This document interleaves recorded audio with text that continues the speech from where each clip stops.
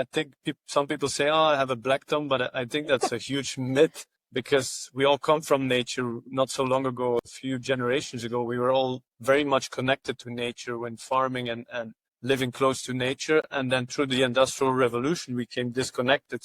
But what happened next, Stephanie, is that I got really sick and my whole life went down. Like I didn't have much money. I was really sick. Was it an allergy or what? No, what it made was you sick? dengue. Fast forward and this is 4 years ago. I have clients in 4 continents.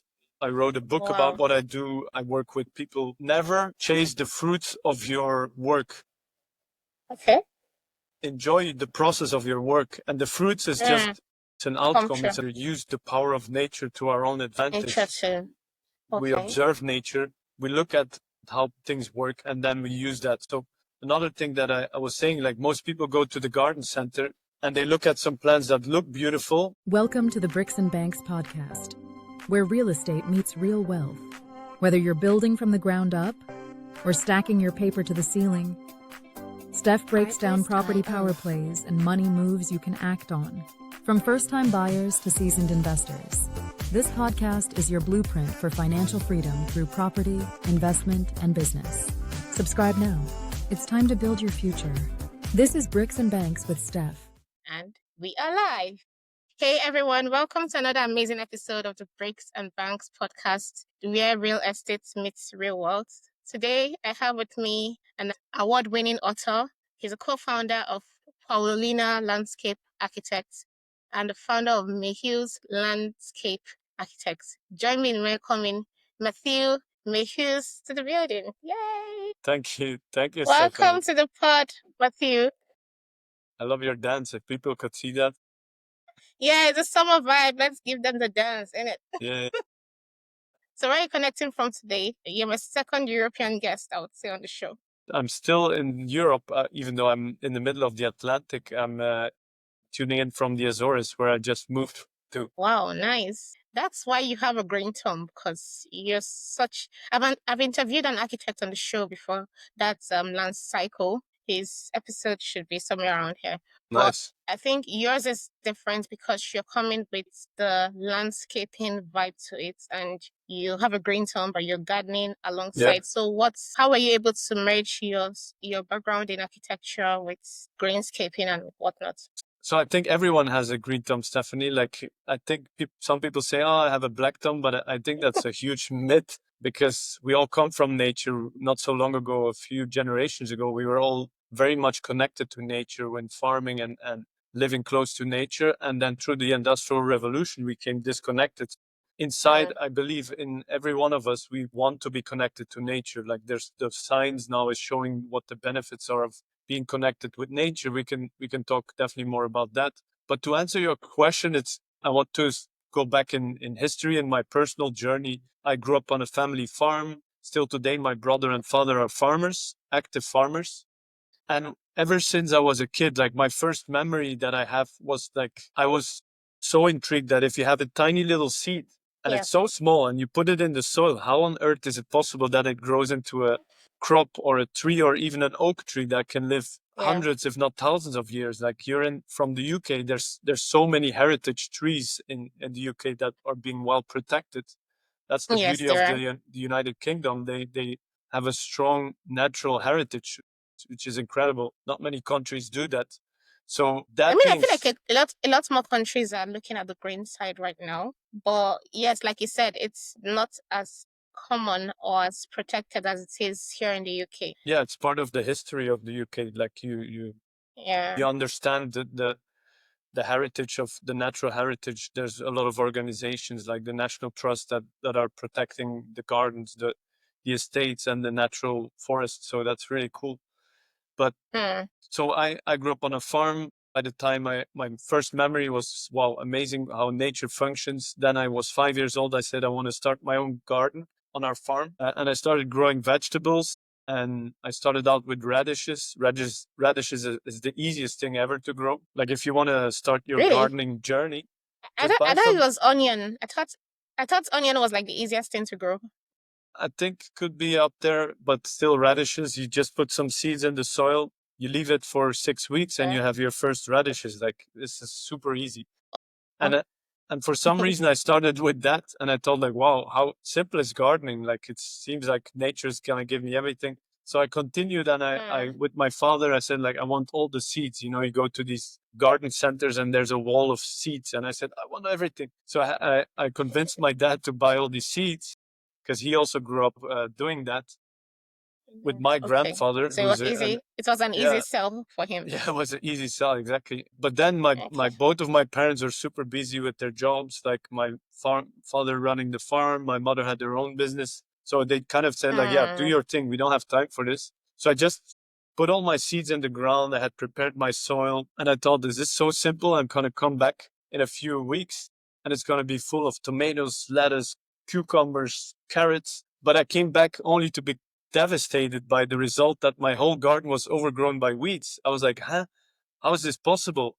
Like, I was, imagine a 5-year-old, and the weeds were double as high as myself. Like, I was like, what did I do wrong? Why didn't Mother Nature help me? And why am I telling you this story? Because only later in life, when I started to study garden design, I didn't learn that much about ecology, but I learned how to design gardens.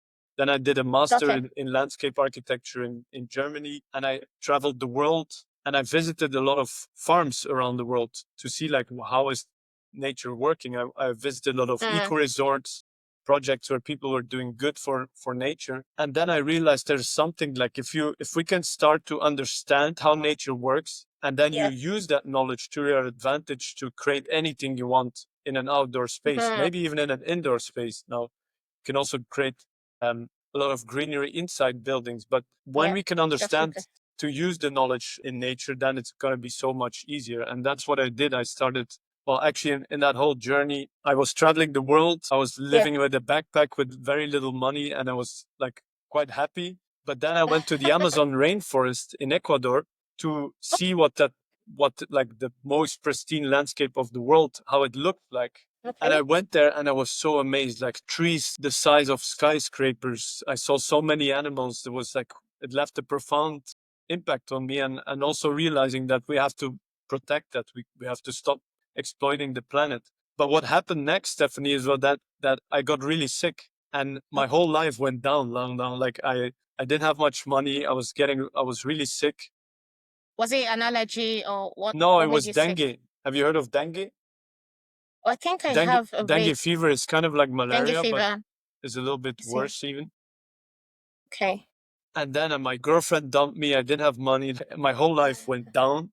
And for me, it was a wake up call. Like, I still believe now, I don't know if it's true, but I believe that Mother Nature was telling me, like, hey, you have a lot of experience. You grew up on a farm. You have all this knowledge. Now go and do something with it. And from that toughest experience of my life, I said, okay, you know what? I'm going to start. I have nothing to lose. I'm going to start a business because I have all this knowledge. And I started to design gardens for other people. Fast forward in the next, and this is 4 years ago, I have clients in 4 continents. I wrote a book about what I do. I work with people. I teach people how to create their own garden. We're starting to get involved in big scale developments, because all the knowledge that I have, we can use resources way more efficient, because mostly when environments are developed these days, it's not very smart. Like, there's a lot of value left on the table when they go through. They bulldoze a landscape, then they put in concrete and build it, and it's nothing wrong with it. But there's so much more opportunities if you design the landscape well, if you design the buildings integrated into the landscape, then you can really start to create a lot of value for property. Nice. So before now, did you work before now, or you just went into landscaping Oh yeah, after your I degree? missed another part that I didn't. It's a very good question, Stephanie. So I did what was expected from me. Like, I had my bachelor degree, I got a master degree. Like, I was graduated as an engineer, and I thought, like, this is it. I made live. I have a good degree. Now I can get Do a what I job. love. And I got a job in Germany, and in some of the higher companies. I worked for 2.5 years. But Okay. I'm like, I still remember the first day of going to my job. I had, like, my suitcase, my lunch prepared. I was like, I made it. This is it. I made it into life. I have my first paying job. And after doing that for 6 months, Stephanie, I became so depressed, because I was sitting behind a desk in a German country, and I love Germans because they are very strict. They know how to do things. They're boom, boom, boom. But it was so boring. Like I studied this because I want to be outside. I want to create spaces, and I find myself in a very bureaucratic system with a lot of paperwork. And still, I'm grateful that I did it because I learned a lot about German efficiency, like how to plan things well. Like it was a good experience. Structure, exactly, how to do things well. But it wasn't for me to be like, I studied landscape architecture. I grew up on a farm. I was mostly outdoors. This wasn't for me. So I quit my job and then I traveled the world. Well, after 2.5 years being kind of depressed and not too happy, but I was like, okay, I have to do this now. But 2.5 years was the maximum I could handle. And then at the same time, I had already started as a side business, like to do some designs for friends and family. Okay, nice. And then I actually landed a freelance job for a German company that's working in Saudi Arabia. And then I traveled the world. I had to go to South Africa to work on a project there. I was in Colombia doing projects. I lived in Saudi Arabia for a year. So I did a bunch of stuff, but still I was like, it wasn't for my own. And I wasn't having the impact that I really wanted to have. So that's when I after some other things that I explained to you, before that my life went south, I decided, okay, this is it. I'm going to do it myself. And I think it's the best decision ever, because if you really want to have an impact in the world, if you say like, I want to contribute on whatever level, is it real estate? Is it doing something good for the planet? Is it helping people? I believe that the fastest and the most impactful way of doing that is starting a business. Like, definitely, this is what changes the world. If you look at what has changed the world in history, it's businesses. Businesses, yeah. Because everybody wants to get a job. If someone didn't start a business, how would you get the job? Exactly. The jobs are only created through businesses, so it's good for us to start more businesses. Yeah, that and I people think can it's get not for everyone, because employed. if you decide Yeah, to start definitely. your own business, it's a hell of a ride. It's a roller It's a coaster. whole, But I'm it's a very whole happy ball that I game. did it. Yeah, because at the end of the day, you're living out your purpose. Because I'll call you a guiding engineer. I like that. You're a landscape architect and guiding engineer, because this is what you're passionate about and you're following that passion. And in the same vein, you're creating value and you're also helping other people. That's what you're doing, and you're living out that life and you're making a mark in the world. I agree. Yes. And I think actually, just to jump, what you said is very valuable, helping other people. Like, if you want to create a successful business, just help people with whatever problems they have, and you'll be so successful. And don't just do it a little bit, because the problem is most businesses, they say that they're going to do something and they only do 50% or 80%. Yeah. I believe that if you do 100% of what you say you're going to do, and then do something extra, people are going to be raging. Wow, this is something someone I can trust. They do what they say they're going to do. Like, you need to protect your reputation a lot. Like, even in the beginning, like, integrity is everything. Integrity to yourself and integrity to others. If you say you're going to do something, then do it. Yes, if you're not able to meet the expectation or what you said to yourself, find out why you went short of your purpose and make amends. Or if you're not going to deliver on that promise you made to someone else, let them know. exactly, Instead communication. of looking for communication, instead of looking for other ways to say, oh, I couldn't do this because I was doing something else, which is also beneficial. Yes, but this was what we agreed on. Yes, I appreciate this part you did, but that was not in the agreement. No, So exactly. You that have to level of deliver. integrity to self and integrity to others is what helps the world. It's what makes us better people at the end of the day. Better business people, better communicators, better relationships at the end of the day. Yeah, I agree. So I titled this episode "Designing with Nature: How mature is rewilding spaces and rewiring mindsets." Because you have a resilient mindset, and I just want to milk everything off of you in this session. Let's go. So you've talked about feeling trapped in a system, especially during your career. What moments made you realize it was time to walk away and do things differently? Very good question. I think it wasn't like an exact moment. I just felt that this is my personal character, maybe, but being forced to do something that someone tells you have to do, and then also the way it's done, like, it wasn't very empowering. Or so when I also have my team members in my company, and I really try to empower them to do things. I tell them, like, this is what you need to do, and here's how you can do it. Sort it out. I don't care how you do it, and I don't care how much time it takes, because I my goal is to have people in my business not being paid for the time, but for what they create and the amount of value that they add. So I'm often Nice. working with commissions. So I have an amazing, he's my head of digital design. He's like an architect, Ugur from Turkey. He's Oh, wow. amazing because he's so talented with making digital stuff like 3D and all that things, which I'm Okay. not an expert in. So that's another thing. Like I find people that are way better than what I do in Mm-hmm. my company. And I tell them like, here, this is what you're gonna make. I don't care how long. If it takes you half an hour, good for you. If it takes you a whole week, and then it has to be like that. Like, and that empowers people to be like, okay, you know what? I'm gonna do it well, and I'm gonna do it at my own pace. And if I can Yes. do it, And it it allows them to motivates bring people. out the best results. Yes. So in the way I was working in the 9 to 5s, I didn't feel very empowered. That's probably one Hmm. of the things. And yeah, I always felt like I want to step into a leadership role more. And maybe maybe I made the wrong decision to doing it so early, because I had to pay in my growing my business. I made a lot of mistakes that cost a lot of money. Hmm. Maybe if I would have stayed longer at a company, I could have learned more. So I don't think there's a right or wrong. Like whoever's listening is like, you're in a 9 to 5 and you're loving it and you're empowered. You don't have to change, or maybe start something on the Yes. side. Like I did. Do Mm-hmm. something on the side in your extra time. And then if Yeah. you want to like be very conscious of the shift that you're going to make, it's very,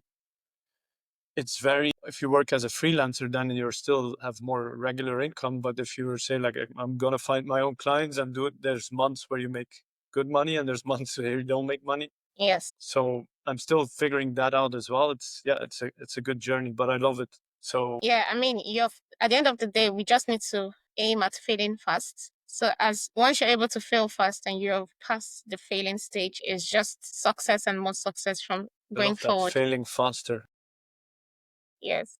So what's like you mentioned that you made a couple of mistakes starting out in your business. What are some of the most eye-opening lessons you've picked up during the phase of you transitioning, starting your own business, and even traveling? You mentioned about traveling to different countries to do different projects and gardens. I think the biggest mistake that I made is that every time when I chased money, a lot of Hmm. trouble was coming. If I only did it for the money, then Oh, it was like really bad, because I had this okay. one project in Frankfurt, and I was like, it was a very wealthy client that had a lot of financial means, and he wanted to have an amazing garden. And I said like, wow, this is a huge opportunity. I'm gonna make so much money from this deal. And even though I still loved doing the process and making the design, and it was a good design, but I was so focused on making the money that a Hmm. lot of things went wrong.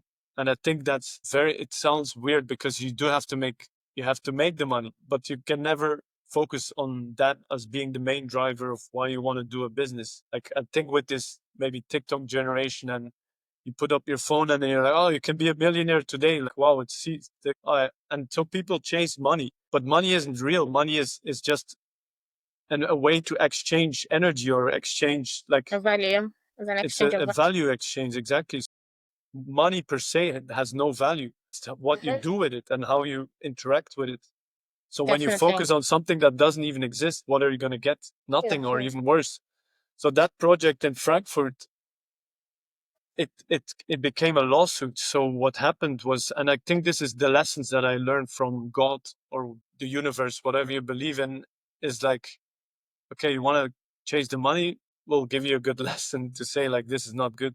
Because what happened is that client, we were doing the construction. I had a whole team of people involved, a big budget. And then what happened was that all of a sudden there was water in the basement of the building. And it was a renovation project. So the client said, you changed the card and this is your fault. And I don't know, not everybody has the best intentions. It was hard to communicate and to be like, we did what we had to do. So it ended up in a lawsuit with a lot of stress for 2.5 years. Wow. But the good thing is that I learned a lot from that. Also how Hmm. to work with lawyers and get that sorted. That's a huge thing. But we won the court case. Like, end of the day, it all turned out Nice. well, because we hadn't done anything wrong. But this was my lesson, like, never chase money. I Hmm. think there's even a saying have you heard of a book called the Bhagavad Gita? It's an ancient book about wisdom, Oh very no, old. And in that no, I book, haven't. they say, never chase the fruits of your work. Okay. Enjoy the process of your work. And the fruits is Mm, just, it's an come outcome, true. it's a natural thing. But never focus on the fruits of your work. Focus on the work.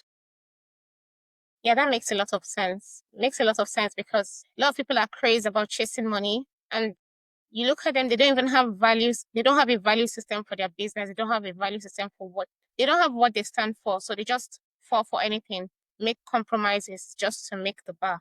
But at what cost? Exactly. And like what you've said, once you chase money, you end up that saying that You're you might end screwed. up being screwed. But there's a big nuance that we have to make as well. Now what I do is I focus on value. I focus on creating value for my Value. clients. And that can be different things. For my high-end clients, value means acting fast, because Ah, rich people, they want to have more time. They have everything in the world, yeah. but they don't have more time than anyone else. So if you do a project, you have to act fast. So that is the biggest value you can create. For other people, it's like knowledge. I teach people online how to create their garden Mm, themselves. So I'm like nice. empowering them, keeping them Yes. accountable. So I'm creating value, and as a natural outcome, I make money. I'm not, Mm, obviously you have to do your business plan and all the calculations and numbers and all that. It's very important, but yeah. yeah, it's never the goal. So, okay, that's really word. I like the words of wisdom, and I see your leadership personality shining through because you want people to live out their purpose. You want them to live out their best life, but you're also cautioning them on what to look out for, what to chase, and what not to chase. Chase value, and the money will come after it. And you often say that we should walk with nature, not against it. What does that actually look like in a garden, in a farm, or in a development project? There's a lot of development people are trying to build every day. People are building every day. The real estate world is crazy. How are you helping to protect the environment? And how can we work with nature and not against nature? Yeah, very good question, Natalie. I love this. So to answer that question, we have to take one step back, and is to Mm, observe how does the world work? How does the natural environment work? There's certain laws by which nature works. There's yeah. seasons, there is winter, there's summer, there's climate, there's influences. So there's a whole way that nature is worked. And that's actually what I talk about in my book, 12 Universal Laws of Nature, is Mm, that we have to understand how nature works, because it's been working in a certain way for millions of years. So yes. first of all, we have to understand it, because once we understand it, we can say like, okay, instead of working against it by, for example, using chemicals, by tilling the soil, by constantly maintaining a garden a lot, Mm, which is very expensive. It's not sustainable. It's very bad for your back as well if you have to constantly work in your garden. So yes. is there a way that we can leverage the power of nature and use nature to our advantage? Because if we understand how nature works, we can be like, okay, why would we do it like that and not in this way? And that's what I apply in all of my work, being it a farm, a development, or a small garden. Is like, Mm, okay, what are the laws? Like, just to give you one, because there's a few laws. One of the laws is, for example, the law of frequency, okay. which you might have heard. It's also a spiritual law, but in nature, it Excuse also, me. I need to close my window. The bugging noise. I don't know if you can hear it. yeah, a little bit. Yeah, go, Yeah. go. So let me just close the window a bit. Give me Sure, a sure. minute. I resumed the recording. Okay, so We I'll can pick up an continue. Come frequency. at the laws. So yeah, Yeah. The so just to give you an example, Stephanie, one of the laws is the law of frequency, and it's also a spiritual law, but obviously it applies to everything. It applies to nature. So what the science has figured mm, out is that plants vibrate at a certain frequency, just like ourselves. And when plants vibrate at a high frequency, they give out a certain signal to insects that, like, hey, I'm healthy, because higher frequency means that they're healthy. And when a plant is healthy, okay. it has a very well functioning protective system. Just like our own immune Okay. system, plants have a similar system that protects themselves from insects attacking them. Yes. Now, the insects also have detectors. You might have seen, like, insects have small detectors on their Yeah. The head. antennas. The antennas, exactly. Well, they can detect the frequencies of all the different plants. So they be flying around in nature and be like, oh, these trees are all healthy. I'm not going to attack them. Because what happened, they know that if a plant is very healthy and they would still attack them, they can. But then the plant will send toxic um, substances to the leaf where it's being attacked, and that will make the bug sick or even die. So bugs know that as well. So they only attack plants that have a low frequency. And which plants have a Okay. low frequency is these plants that are unhealthy. And where do we find a lot of unhealthy plants is often in gardens because people are using a lot Not of, taking care of them. well, it's not so much taking care. They're taking care of it, but they're doing it the wrong way. They think they are doing a Oh, good thing by spraying some chemicals so it grows better, or then it protects the plant against the bugs, or they are disturbing the soil a lot. Like that's a common thing in gardening. People like scaffold the soil to okay. get rid of the weeds, but that makes the plants actually weaker. So now imagine a bug flying around in nature and it finds a garden like, oh, these plants are actually very unhealthy. We're going to attack it because it's a natural system from nature that plants, everything grows and dies. Just like ourselves, we are born, we will grow, and we die at some point. Plants is the same. Yeah. But nature has a recycling system. So when a plant is getting sick or it's getting at the end of its life, it's going to get attacked by insects. So the insects can recycle the nutrients and the leaves and they can eat it.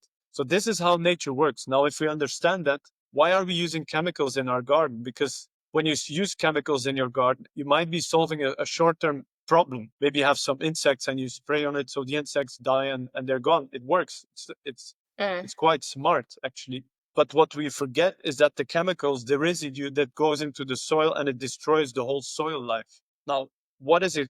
What is the most important thing on our planet to sustain our life is the soil. You might be like, oh, why soil? It's the food and everything that we eat. But the soil is so important because there's microorganisms in the soil. So you have to imagine, like on a microscopic scale, there's tiny little creatures that are interacting between the plants and the soil, and they help the Yeah. plants to grow better. It's actually the same as our gut health. Now, the science is also showing that most of the modern diseases that we have, cancer, diabetes, leukemia, all these type of modern diseases, that they all have to do with the gut health because we're eating chemicals. We're eating food that is processed, that's full of chemicals. So you eat that food and it destroys your gut health. And that destroys the microorganisms in our own body. And it's exactly the same with the soil. So knowing that, we have to start thinking like, but how can we stop using the chemicals? Because if you go into nature, there is no chemicals, there's no spraying or there's nothing like that. So looking into nature, how does nature work? Actually, we have to improve the health of the soil. We can add compost. We can do other things that speed up the regeneration of your garden, of your project. And then the maintenance drops like crazy because if you grow healthy plants, you don't have to maintain it as much. So it's this whole cycle. Okay, now instead of working against nature by using chemicals, by working a lot, by doing things like I joke a lot about it when I see maintenance companies going into gardens. I was just in Canada a few weeks ago, or it's 2 months ago, and I saw my friend. I was staying at a friend's house, and they were doing the maintenance in the morning, and they were just blowing some leaves and racking some leaves. And I was joking with my friend, "Hey, look, they're doing maintenance to increase the maintenance of your garden because they just want to make the money. They just want to come back every time and every time. Make it look pretty, and also book the next session Exactly. while at And it. we shouldn't blame them because they don't even know what, like they're thinking this is normal. Because go and look into nature and beautiful landscapes, into national parks. Do you see anybody with a blower, or do you see anybody wrecking the soil or constantly maintaining it? No. No, that's true. So why are we No, that doing that even in in our the own gardens? that makes sense. So do we just leave because the dead leaves will fall to the ground, and do we just leave it to die and just mess up the whole place? Yeah, well, that's a really good point. Like then you could be like, okay, but then I don't have a garden. I just have a jungle or something wild and actually ugly looking, right? When it's exactly. But the cool thing is now we can use design because I'm a garden designer. We can use design to create beautiful spaces and still use nice materials, make nice lighting, make like something that is unique. And where you have the areas that you want to plant, we can apply all the knowledge that we have from the gardening. Like you have to keep the soil covered. You have to add some good compost. You have to know which plants to plant because most people when they garden, they go to in springtime. I'm not so sure probably in the UK as well. But what happens is it's springtime and people think like, oh, Mm-hmm.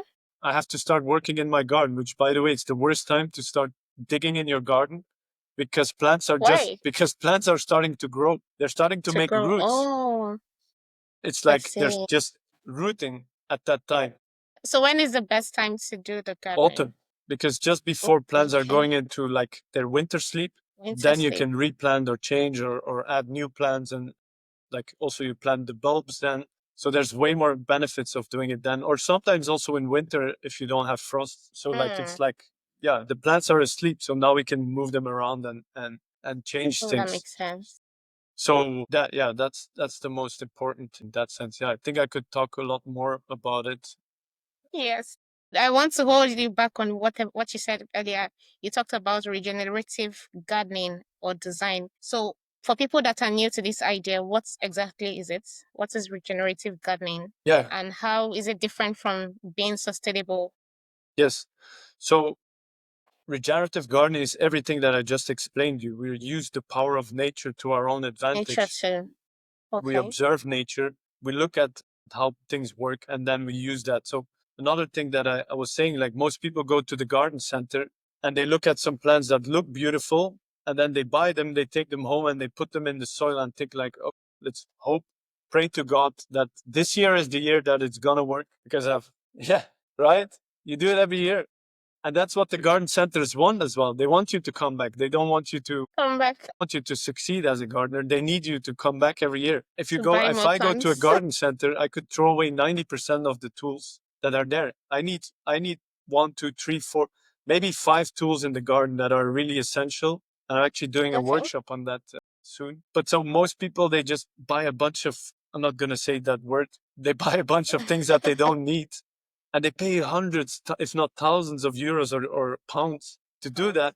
And it's like, it's a waste of money because, and because we don't have, or they don't have the knowledge of how to do it in harmony with nature. Because if you design a regenerative garden, and you have to Hmm. make a plan, you have to like sit down, look at the soil, observe, figure out what you want, make it like a mood board. You want to get clear, what do you like? Do you want to grow vegetables? Do you hate vegetables? You want to grow flowers? Like, you have to get clear on what you want to create. And then you have to Yeah. look at your specific case. Where's the sun coming? Where's the shadow? Like, you have to do a lot of work. I teach this in a master class, and I tell to my students, you have to start thinking like Sherlock Holmes. You have to become an observer. You look into, why Hmm. is this weed growing here? Why is that plant not growing? Like, you have to think, because in nature, there's never a mistake. Nature never makes mistakes. It always happens for a reason.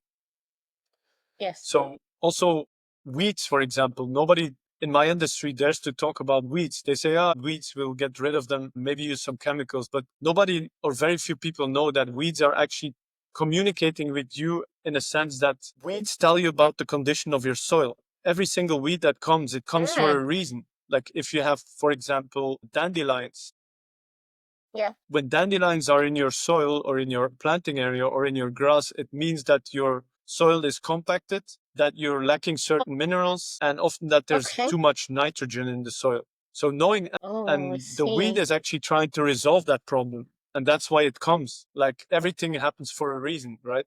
So when you Hmm. understand that, you can be like, okay, the dandelion is trying to fix that problem, but maybe can I help?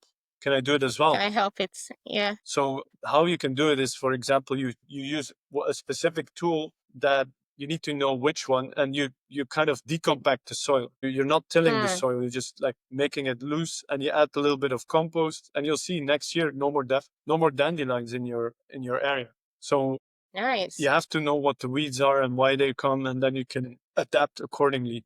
And this is pretty much what regenerative gardening is. I love the way you explained it in a very practical sense. So, how would you say you're able to create value in real estate or land development working with nature? What Yes. are the surprising returns you've seen so far? Yeah, that's a great question. And it actually, it's in many stages in the planning or in the development process. And it obviously starts with the planning.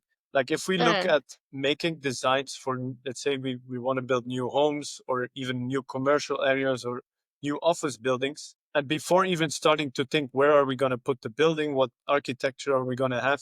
let's take a step back and observe the land. Where is the water coming? What's the topography? Where is the access? What soil types do we have? And what is Yeah. the access to the road? So you have to analyze the whole property. And once you have a good image of the property, you can say, okay, maybe there's some beautiful trees that we can keep or other trees that we remove for X and Y reasons. So already in the early stage, just getting to understand the location. Then also in the planning phase, I feel that most urban planners, I have to say most urban planners, Urban planning. they will take a piece of paper and they will look at it from a 2D and they will put some lines, mostly straight, like, okay, we're going to put a straight line here, straight line there, and make the different plots. And then we're going to build houses. But still, nothing wrong with that. But you're missing so much opportunities to design it in a different way. Like, can we make some beautiful views? Is there something that we can use that is already there? Can we move that street a little bit so we become more efficient with the resources? Do we have to have huge driveways? No, we can make it different by designing. And usually it doesn't work with straight lines. You have to find ways. And then using even old techniques that are common in the UK. If you go to some of the older parks in the UK, you have this thing which is called English landscape park designs. And this is a design system that they developed in the 1800s, where at that time it was like what was like having a Rolex or a Ferrari, or like what was like the biggest show off in 1800s when you were very wealthy was to show how much land you have. So Yes. they would have guests coming to their property and then they would go for a walk and show like, wow, how big is my land? Show. It's like, this is like a flex. This was you could say the Ferrari of that time. So the way they hired landscape architects to make landscapes look bigger than they actually are. So the design, and it's like you're tricking the eye. For example, putting a light tree with lighter leaves farther in the back of your garden.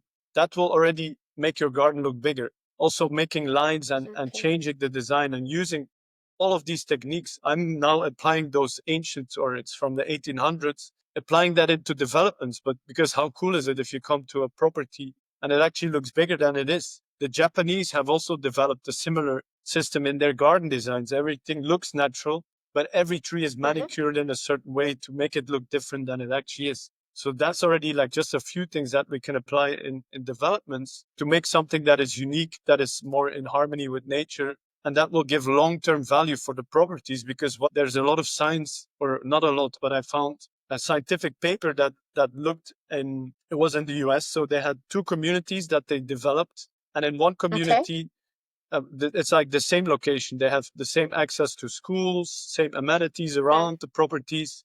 Like everything outside of the two communities was the same. But one community said, okay, we're going to create something unique. We'll design beautiful gardens. We're going to have vegetables. We're going to do like something that is very unique and plant beautiful trees and have a real good system. The other one did what most developers are doing. They just put some grass, put the houses in straight streets, like the typical stuff, right?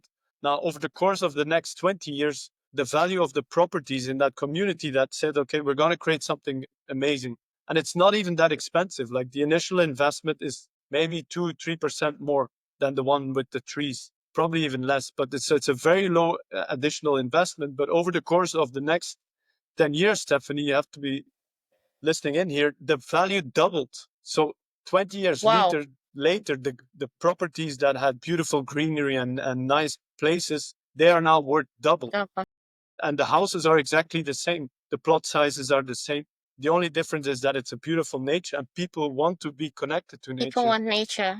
Yeah. So there's huge value in that. So do you get a lot of deals from property developers reaching out to you that, okay, I need you as a garden architect for my projects? Do you have a lot of deals coming through like that? Well, we're starting to get in that because it's a very competitive market, and oftentimes you need to already have like references. It's a weird thing. Like you have to, in order to do a project like that, you have to have done 5 big ones already. So it's still early stage, but I'm getting a few investors and developers that believe in the value that I can create. So it's exciting times ahead to apply all that knowledge, not only in small backyards, but bring it to the next level. And then the beauty of doing it big scale is that you have a scale advantage. Like if you plant the whole area, you can buy things in bulk, so the cost goes down drastically. And if you Definitely. have big companies that are building it, so much advantage of scale and making it more Economical. Yeah. So let's go back to your books, the 12 Laws of Nature. What was the inspiration behind writing it, and what's one law you think we can embrace right now? We need to embrace right now. great questions. So to answer that, I know it's a lot because it's it good. means you detailing your whole book, but yes, I'm all for No, that. we could do a reading session, but then we need I'm actually gonna get my book on Audible. I'm gonna be doing that soon, so Nice. that'll be really cool. Okay, cool. But the idea of the book, I never thought of to write a book. You know what I do sometimes, Stephanie? Sorry, that between Christmas and New Year's, I take the time to go on like a mini solo retreat. I just sit by myself. I go into nature. I rent like a small cabin, no Wi-Fi or no or limited access to outside influences, because Right. today we're constantly bombarded with information. Yeah, that was screen time. And I just interviewed a friend who's he's also in real estate, Dolph DeRoos. He's quite big in the US. He's a real estate teacher. And he said, like, we're living in a world that is, nobody can think anymore. Nobody dares to think and sit down and just like, you have an idea, take like a day, even sit down with an idea and write it out. It's very No, rare. just brainstorm with AI. Yeah, now it's getting even worse. I mean, there's some advantages to that, to working with Sure. AI. Definitely, I'm a big I'm big for using AI, but we shouldn't lose the ability to think for ourselves as well. So what I do, I go for Sure. 3 days. I write down what happened in the last year, and I write down what I want to achieve in the next year. And I can highly encourage them, because you write down things that you're never going to be accomplishing. And for some reason, when you put it on a piece of paper, there's also science. Like if you put your goals and you write them down, chances of them happening increase by like 90%. But that being said, for some weird reason, 3 years ago, I wrote down, write a book. I was like, okay, I don't know, why not? I have a whole year to think about it, to write a book. And then 2 weeks later, I get an email from somebody that I was following for investments in crypto and ETFs. And he said, like, the market is not going to do much this year. You better find a way to boost your own business. And a good way of doing that is writing a book, because you are an expert. You have the expertise. You're unique. Yes. Everybody has a unique story. So this was my sign. Like 2 weeks ago, I'd written the goal. 2 weeks later, I get an email because he says like he has a course on how to write a book, because I thought I have no clue how to write a book. Thought it was very hard, and it's not that hard actually. So I followed his course, and then the rest is history. Like it still took a year and a half to complete it with the editor and the publisher and getting pictures in place. So that's how the book was born. And I just decided I'm just gonna write down everything that I know and that I learned. Also, my personal story is in there. Yeah. And I figured that there's these. I found 12 universal laws. Maybe there are more, maybe there are less. I don't really know, but Yeah, 12 is a sweet spot. yeah, I like, actually it's a good number. But so then to pick one law that is like the most important. I think I already mentioned the law of frequency, right? That's a big one. Frequency. Okay. The law of duality as well. Like there's the North Pole, there's the South Pole, there's night, there's day, there's always male, female. the other side to something. Yeah, there's always, and that's the same in nature. The seasons change, the sun comes up. There's all these influences that you need to know about that have an impact on your garden. Yeah. I think I would say the law of frequency strikes better. Do you have like a law of consistency? Because no, law of consistency I don't have. Law of mentalism I also have. Like mentalism. I think law, that's maybe the I would say frequency, because it resonates well with consistency. A lot of people don't realize that you need to show up every day. You need to show up for yourself. You need to show up for your dream every single day. Yeah, that's true. And that's the frequency, putting the frequency to it. Because I never thought about the more people see you doing that same thing, the more you build your integrity, the more you build your brand presence in that area. But if you just do it one off and you come back maybe 3 months later and do it again, someone just say, "Oh, this person's a joker." But even if you're doing it wrong, even if you're not doing it, you're not hitting all the right spots. As long as you keep showing up, you keep getting better at your craft. So that law of frequency, I think it resonates a lot with me. Wow. I've never thought Starting of this it podcast, in that way. starting this podcast, I didn't even know a lot about podcasting. My friend put me through all the way, but I just kept on showing up. Kept on having guests. I kept on interacting with people, and now I feel like I'm in a good spot. Even though, yes, I still have a lot of things to learn, especially with my video editing and posting across other platforms. But the fact that I keep showing up is what has made me build confidence and build my expertise in this area. Same with real estate, same with gardening. You keep showing up, you keep doing it every day, and that's why you're an expert today. Well, I love that. I never thought of it in that way. I learned something new because you're right. Frequency is like how frequent can you do something? Yeah, it's easy to plant a tree once and then walk away. That's easy. Move on, yeah. But when you want to do it right, okay, check on your garden every day. Go and check your Every plants. single day. Do it. It's the same like if you want to go improve your health, you can go to the gym once. That's easy. You have a good sweat. That's nice, but it's not going to change your life. It's not going to improve Definitely. your health if you do it once. It has a minimal impact. And then it's better actually to do less, but to do it often. Yes. I read one quote. It said the guy was like he's scared of someone that knows how to do one specific kick 10,000 times than someone who knows how to do 10,000 kicks one time. So you know how to do one thing and you've been able to do it 10,000 times. It means you're very good at it. No matter how you strike, you're gonna hit it. And that's what failing fast is all about. Showing up every day. Yes, you fail, you didn't hit the mark today, but you show up again tomorrow, you show up next tomorrow. You're eventually going to hit the mark. That's the law of frequency. That's amazing. Yeah, because when you do something enough, you also become more comfortable, more Confidence. confident. You're like, oh, Yes. it becomes easier, and that raises your frequency.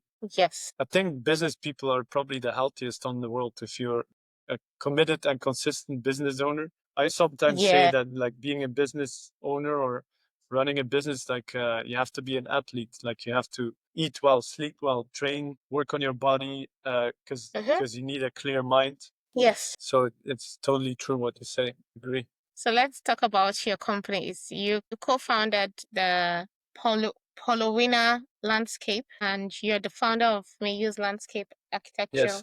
How are you able to manage these two companies alongside doing so many projects, alongside being an author and everything? How are you able to manage your time, your energy, and give your best out? Good question. I have no clue. You just show up in it. I don't know. Just keep going. And it's Yeah. easy said because it's not always easy. And I have days that I don't want to do things and I still do them. Not always, but mostly. And that's what makes the difference because I think this is a quote from Arnold Schwarzenegger that I love. You can hate him or like him, but he said something brilliant when he wanted to become the strongest man on the planet. He said, it's not about the days when you are feeling great and you get out there and you do your work and you're like, wow, life is amazing and I'm doing what I love. It's actually about the days when you feel shit, you don't want to get out of bed, you don't feel like doing anything, and still you do what you have to do. That's what makes the difference. Because it's not every day that you feel great and you it's just, but no matter what, if you have like you commit to something, and the beauty of it is when you do something that is you don't want to do and you feel like you can't do it and you think it's impossible, but still you start. You just say like, okay, let's just do one thing, and just by doing one thing, your energy changes. Like, wow, now okay, I already have a win. And I'm also a strong believer that in your life you have to add a lot of different wins in your life. So like for me, the first thing when I do when I wake up, I make my bed. This is like the thing that I love to do because I already accomplished something in the first minute after waking up. And it sounds like a small thing, but it makes me feel great because then the next thing is easier. And then I go to the gym, which is, I hate going to the gym. In all honesty, don't we all? It smells. We just want to wake up with a There's perfect no body. fresh air, but you go and you do it, and then you feel great. You already. This is the thing. If you do things that are hard at the beginning of your day, all the rest is just gonna become so much easier. Whatever you're gonna have to go through, it's like, yeah, I already did something hard. So yeah, and actually, the idea of making my bed, it came from Nelson Mandela. He did that in all of his life. Even when he was famous and going to hotels, he still made his own bed every day. Yes, because when you start doing it and you keep at it, it becomes a habit and it sticks with you. Wherever you go to, you just continue to push for success, continue to push for these things, continue to push for the little wins that you've set your mind to achieve. Like even if you, I'm sure even if you go to a hotel or you move to another country, you would still wake up, you would still take your shower in the morning, go have your gym time before you start doing any other thing else because it's already a habit that has been ingrained in you. So you chase after the first wins that's of the day, and that gives you a mindset to chase after more wins for the day. Because once you've been able to tick the box on the first little wins, you can chase bigger wins. But people just want to accomplish 3 billion things in 1 hour. It's not possible. I agree. So I've tried let's that talk about many your. times and it doesn't work. You just end up getting burnt out. Let's talk about your podcast. You are the host of the Regenerative Design podcast. What made you start it, and what conversations have surprised you the most on the pod? Nice question. Nobody ever asked me this on a podcast. So it's the Regenerative Design podcast. Again, it has to Mm, do with like just like regenerative gardening or regenerative farming. I want to show the world nice. that you can do something good for the environment, for the planet, and Mm, build them an amazing business at the same time. I'm even a believer that this is the only future that we will have. Because if you don't yes. do it, it'll become very hard to be successful in business. And there's a few Mm, reasons for it. Climate change. Some people are still arguing if it's real, but look outside, there's wildfires. We have yeah. months without rain. Europe is going through a heat wave. It's just the beginning of summer. Like, guys, let's wake up. Just open your eyes or observe what's happening. Mm, So I see it. So I interview business owners that are doing great things for the planet and great in business. So had a lot of cool people coming onto the show. One that stuck the most with me because I come from a farming family and I also work with farmers is I had a farmer on the show called Owen, and he just okay. brings so much knowledge about the food that we eat, the way food is produced, how Mm, actually food is changing our whole life. Like if you yeah, sure. most of the food that we find in supermarkets and then people are eating the processed food, that's the food that makes you tired. You don't want to Sick. work. Yeah. You feel depressed. Like it has a huge impact on our life. It gets us cancer. It gets us diabetes. All these diseases. Mm, So that he talks about like he has people with, and he's a regenerative farmer, right? So farming it the way that I was explaining about gardening. He respects the soil. He does everything in harmony with nature. And he has people that come to his farm with stage 4 cancer that are like, okay, the doctor said you're done. We can't help you anymore. And they start mm, eating the vegetables of his farm and they heal themselves from just changing the nice. diet, eating Changing the diets. but not so much changing the diet. It's more like the way it's produced because a lot of the food, even the Definitely. vegetables, they're still full of chemicals. Hmm. They're actually again low frequency. They don't vibrate in a high frequency. They're like half kept alive, Low a lot of frequency. chemicals. But if you eat his food, you'll be so healthy and you feel it. You're like you we are what we eat, right? In a way, I strongly Yes. believe that. So if you eat McDonald's every day, you're gonna become McDonald's. I read a book the other some time ago. It's called The Hallelujah Diet. It's a book that's focused on you eating healthy, eating fresh fruits, vegetables, and that's what helps to heal the body. Because a lot of the junk food we eat is just basically destroying our body. That's not what the body was actually meant for. The body was meant for whole foods. So a lot in this day and age, everybody's focused on fast food because it's very easy. I can just grab a biscuit, grab a Coke, and I'm good to go. It fills me up, but it's empty calories. So the book just basically recalibrated my mind on what you said. You are what you eat. So once you eat the good food, you see the good stuff in your body. And true, a lot of those diseases we are seeing today, it's based off of on our diet. It's not even where we're living. It's what we are eating, the diabetes, the cancer, and whatnot. And yeah, we should just focus on eating whole foods. Please, you need to connect me with this your friend so Yeah, you can go and we can listen to eat. his interview on my podcast, and then I'm happy Okay. to put him in contact. All right. And actually, Thank you. what an act because he's a regenerative farmer in Canada. He's a bit far away from you, in close to Okay. Toronto. But what I always encourage people to do, if you really are serious about your personal health and you want to make a change, go put in Google regenerative farm and then add your village or town or region that you are in, and then do a little bit of research, like look at their website and what they're doing, and then drive there, go to one of their farm days, buy their products, because you're making a difference for them, for their family. Because if you buy the produce directly from them, the money is going to them, because farmers Yes. are having a hard time making ends meet. That's what we did on our own farm, because there's so much middleman in between the consumer and the farmer. So also on our own farm, we set up a web shop. We have visitors coming. We build beautiful gardens that I designed. So people come now to the farm and they buy straight from us. And that is helping our business, because farmers are just really in a tough position at the moment. Nice. And that's another thing, Clark. If you watch Clarkson Farm, you'll get enlightened from Jeremy Clarkson in the UK. Clarkson farming. Clarkson Farm, amazing, because it shows the reality of farming, in this case in the UK, but it's in most places of the world. And it's very funny. The guy is hilarious from I Top just saw the Gear. show now. Okay, I'm definitely going to check it out.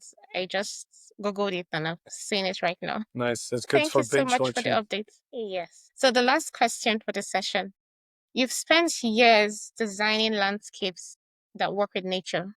What are some of the biggest lessons you've learned that the real estate developers or landowners often overlook but really shouldn't? Yeah, I think it's about leaving money on the table, like just trying to do things fast and think like we're going to do it on the lowest possible budget and sell it as fast as possible. It works. There's a business for that, and maybe they're making good money, but what if the economy becomes tougher? It's actually happening now. What if your project is just something that already exists and there's already enough of it? Yes. What if people start seeing like, why would I buy that? This shit, there's nothing special about this. Just concrete and It's just concrete, like walls. And what if you change it? What if you say like, oh, we're gonna actually take some time and create something unique? Let's also think about the resources. Let's get smart about the soil on the land. Can when we bulldoze the land, because that has to happen, how can we use the soil for something else? Because I see a lot of developers already make a huge mistake before they even start building, is they remove all the soil of the land because they're told that this is bad soil, where it's good soil. And then they truck it away. That costs already thousands, if not hundreds of thousands, to move all the soil. Then they will build the buildings, and then they bring in a lot of truckloads of new soil to start the garden. That's a huge mistake. That doesn't have to be. There's so many ways that we can not only make projects more beautiful, but also make them more economically interesting. Because that's the whole part of regenerative. It has to make sense economically. It has to be better. So yeah, I think these are some of the most important things. And then also, like, what do you want to leave behind as a developer? It's your legacy. Like, a project can take years. That's true. And what are you going to leave behind for your children, for the next generation? Is it just going to be another concrete jungle? Or do you want to create something that is like, wow, at the end of your life, you can be like, wow, I'm so proud that I built this, and it's going to be good for the many generations to come. That's I think what's important. That's the developers that I work with they're very engaged in and conscious of like, what do I want to leave behind? Amazing. Thank you so much for that. So this is the firecracker round. So this firecracker session, I'm going to throw a bunch of questions at you, and you're going to reach out to me with the first answer that comes to your mind. So number one, if you could turn any city in the world into a giant biodiverse garden overnight, where would you start? As in a location? Yeah, the location. Well, I think it would be the Azores at the moment, because I'm living here. Because you're there. And it's a unique island that it still has a lot of beautiful nature, but it's starting to get very developed, and some things are not going as good as it can be. So I think doing something unique for this island, and we're doing it, is something that I'm very, very excited about. Okay. So what's one plant you think deserves more hype, and why? Undervalued plant. And then more specifically in the UK, I think elderberry is a really nice plant. It grows super easy. It grows very fast. It has beautiful flowers that you can eat, that you can make syrup with. The berries are also Okay. good. And somebody told me Nice. just today that it's extremely healthy. Nice. So what would you say is your best and worst investment moment? Investment moment. Yes, switching from career to business. Okay. Like My worst, and that I think that's a tough question to answer because I think my yeah. best investment is investing in myself, taking coaches and using people that are ahead of me that have a lifelong, like one of my main mentors, who is also the publisher of my book. He's just turned 80. I was on his birthday Wow. party on a cruise ship last year, but sitting with people that have actually accomplished a lot of great things in their life, sitting with them Yes. and listening exactly to what they say is extremely valuable. That thing is the best investment that I made. And the worst, I have to think, I probably bought some shitty crypto or something that I thought would go up, but then it went to zero. No. So how do you unwind when you're not busy? I surf. I'm a big surfer. I love surfing. Nice. Yeah. And then here hiking, there's so many waterfalls, Okay. fun things to do. I'm not a fan of hiking. I just feel like it's too much stress. Really, it's fun. I love it. Yeah. I But I mean, can get it. when you get to the top, yes, it's fun, the views and everything, but the journey, no, count me out. Just drop me from a helicopter and I'll be happy. Yeah, funny. So what are your summer plans? I travel, Oh, you're but for watching. work, Okay. I don't need holidays as much. I think I love what I do, so and I have a good balance. In after hours, I go into the ocean surfing, so that's good. Nice. So how can we reach you on your socials, websites? Yeah. How can we get you to you? So if you just Google my name, you'll find me on most of social media platforms. You can always send me an email or reach out on LinkedIn. Quite active there, Instagram. Yeah. And if people feel like, wow, I really want to know more, or I want to start my gardening journey, I can give you a Calendly link, and then people can book a short meeting with me, 30 Okay. minutes, and we can see what we can do for each other. Amazing. I think I'll get the links from you and put Yeah. everything in the description. So Yep. Oh, and the I also viewers have can a click 30 it, minute get it. free training on gardening. That's quite interesting as well. Oh, nice. That's good. So this is on your website? Yeah. Okay. I'll send you the Amazing. links. That one is on this is my masterclass, www.gardenofyourdreams.com/free training. And then you'll find the info there. Okay. Amazing. So there we have it, guys. We've milked Matthew at this masterclass podcast about regenerative design and leadership and business and real estate and everything in between. We love his concept. He basically wrote a book, 12 Laws, Universal Laws. You guys should check it out. It details everything on how you can use nature to your advantage. So till we come your way again on the pod, this has been the Breaks and Banks podcast. Let's continue to turn knowledge into action and breaks into banks. I remain your host, Stephanie.